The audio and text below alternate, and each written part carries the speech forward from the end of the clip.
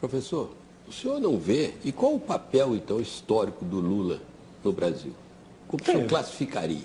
Teve, enorme. Qual? Como o senhor Enorme. definiria? Como o senhor acha que ele vai passar, então, para a história depois dessa quase que Não, ele vai destruição de passar a imagem que o história senhor fez como aqui? um grande presidente, não há dúvida nenhuma. A história é construída. O senhor acha que ele não tinha um sonho, professor, independente dessa questão que o senhor está colocando, ideológica, de esquerda? O Lula não tinha um sonho De que imprensa de você... fazer alguma coisa, Não, de que- essa coisa do bem de que comum, que o organismo senhor você falou está que é o perguntando objetivo Qual é da o teu política? jornal ou a tua revista? É isso que ele está perguntando. Como? Qual é? Teu veículo. Eu sou editora-chefe do jornal DCI, Diário, Comércio, DCI. Indústria e Serviço. Não tem ninguém aqui da Veja, né? Não. É. O senhor estava preocupado com isso? Não estou preocupado, não. Queria só o testemunho, porque em alguma matéria muito antiga da Veja, ele disse o que é que ele gostaria de ser.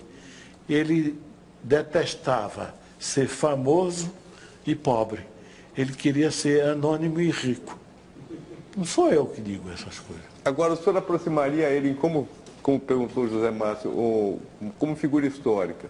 Populista, Getúlio, Perón, Chaves? Do que nós estamos falando? De jeito nenhum, gente. De jeito nenhum. Nenhum? De jeito nenhum. A esquerda, na qual me incluo, tem uma enorme dificuldade em lidar com Vargas. Por quê? Porque Vargas, de 37 a 45, foi ditador. Vargas é o único estadista que o Brasil produziu em 300 anos de história. O Lula não pode se comparar com ele, mas nem que você apele a São Luís Gonzaga. Mas o Getúlio fez o seguinte: CLT, industrialização, beneficiou uma classe pobre, beneficiou uma burguesia industrializante. Lula beneficia uma burguesia financeira, faz o Bolsa Família, aumenta o salário mínimo, não há um termo de comparação. É incomparável, é incomparável. Se você seguir todas as instituições do moderno Estado brasileiro, todas são varguistas. Todas. Não há nenhuma que não seja. Do Lula, não há uma instituição que ele tenha criado.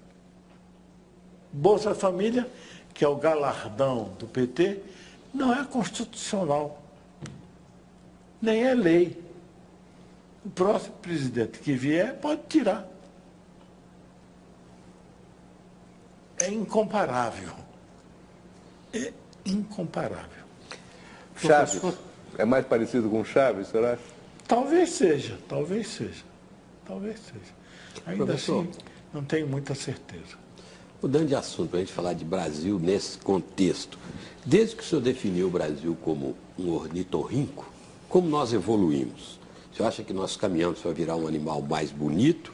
Ou, ao contrário, estamos indo para uma espécie de girafa com tromba de elefante?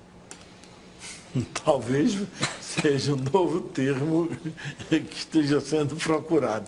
Chico, 9 anos depois, o Brasil ainda é um ornitorrinco? Ainda é. Ainda é. Explica o que é um ornitorrinco, que senão É, as que pessoas a não vão analogia com entender esse bicho direito. estranho, O ornitorrinco é um improvável, né? fracasso de Darwin.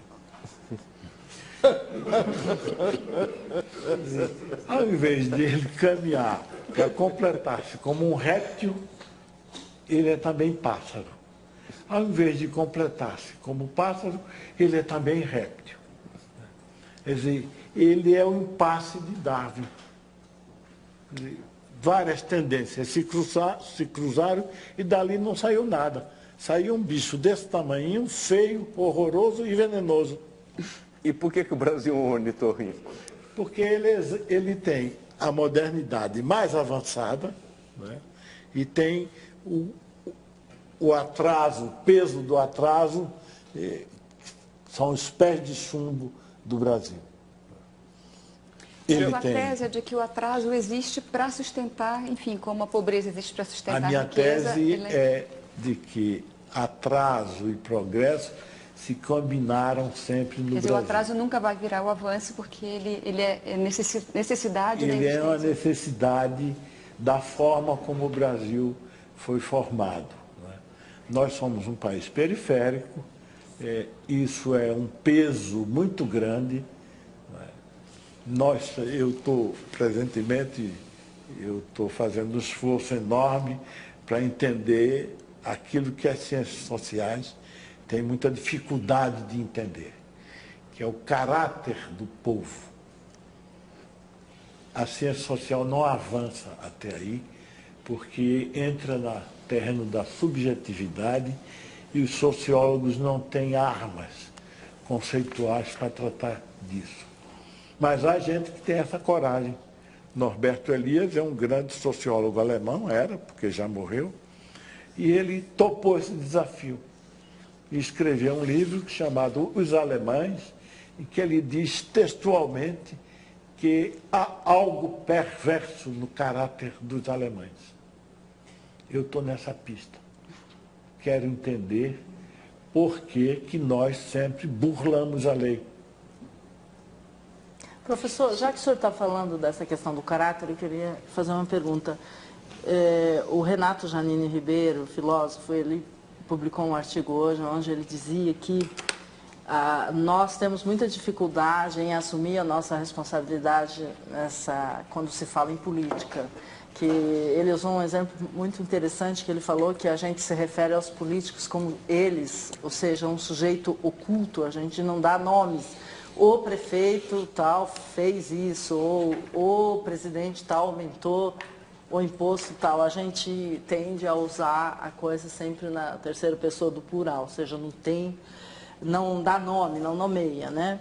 Então, e ele chama atenção para esse aspecto, né? Porque o político existe, porque tem um eleitor que elege esse político, senão não existiria, quer dizer, o eleitor faz parte desse sistema, mas dificilmente toma parte disso, elege e depois, né, fica assim, como distante disso, ou seja, aí os políticos ficam como se fizessem uma ação sem sujeito, né? Fica um sujeito anônimo. Eu queria que o senhor falasse um pouco disso, afinal, o que acontece com os eleitores? Esquecem logo de quem votou, principalmente para deputado, senador, deputado estadual, vereador, muito mais, né? Esquece muito isso. Não, é porque você tem a política, quando institucionalizada, ela transforma-se numa oligarquia. O eleitor não interfere mais nela. Você não tem um sistema que chame o eleito a prestar contas. Não é um defeito especial do brasileiro. É do sistema político eleitoral. Que é formado assim. Guilherme O'Donnell, um cientista político argentino de primeira categoria, que felizmente também já morreu, a gente só fala de mortos, chamava isso de democracia delegada. A gente delega àqueles que nós elegemos a tarefa de governar. A Constituição tem elementos para chamar você a cada momento, mas a política institucional não faz isso. Alguma vez, algum de nós aqui foi convocado para um referendo? Alguma vez, algum de nós aqui foi convocado para discutir uma aliança? Uma aliança? A Califórnia faz isso, gente.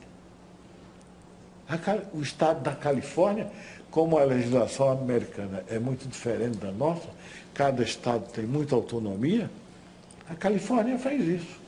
A Califórnia quis tirar dos imigrantes ilegais o direito a socorrer-se de hospital público, de escola pública e tal. Isso foi posto num referendo e a população negou. A Califórnia, aquilo que a gente pensa que é o paraíso dos imbecis e dos... Elegeram os Schwarzenegger. Elegeram os Schwarzenegger. Claro. Também toda regra tem exceção. Elegeram também também o Ronald Reagan. Voltamos ao Roda Viva de hoje com o professor e sociólogo Chico de Oliveira. Eu vou passar aqui uma pergunta do André Singer para o senhor. O André é seu colega de Universidade de São Paulo, também cientista político, petista como o senhor de primeira hora e foi até secretário da comunicação, porta-voz do Lula e está fazendo uma série de trabalhos também que chega a conclusões opostas ao do senhor, né? Compara o Lula com o Roosevelt, New Deal, não sei o quê. Mas ele fez uma pergunta para o senhor. Vamos ouvir o André. Vamos. Boa noite, professor Chico. Eu queria lhe fazer a seguinte pergunta. Falando sobre o período Lula, no ensaio O Avesso do Avesso, o senhor disse que, embora não tenha havido uma redução da desigualdade, certamente houve uma diminuição da pobreza. A minha pergunta é a seguinte, o senhor não acha que a diminuição da pobreza é uma parte fundamental de um projeto de esquerda no Brasil? Acho. Mas não foi o Lula que fez. Você é cientista político. Aliás, nós estamos nessa controvérsia já faz tempo. É muito interessante essa controvérsia porque o André Singer, ao contrário de muitos petistas, ele eleva o nível da discussão. Ao invés de rebaixar, ao invés de me chamar de idiota, direitista, ele eleva o nível da discussão. Agradeço a sua grandeza de pensamento. Mas, se nós observarmos para trás, vai se ver que essa construção dos chamados benefícios sociais vem desde Sarney.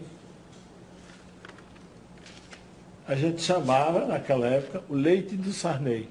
Programa do leite. Não é? Depois, Fernando Henrique ampliou.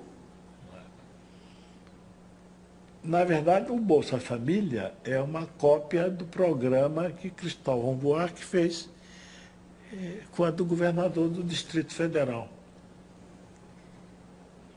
Eu não condeno nenhuma dessas medidas, porque eu sou eticamente cristão. Eu sou ideologicamente marxista e eticamente cristão. Quer dizer, fui ensinado a não negar o auxílio quando ele é necessário. É uma conquista civilizatória que o cristianismo me deu e eu não a renego. De modo que qualquer medida que venha em benefício dos mais necessitados conta com o meu apoio sem nenhuma restrição.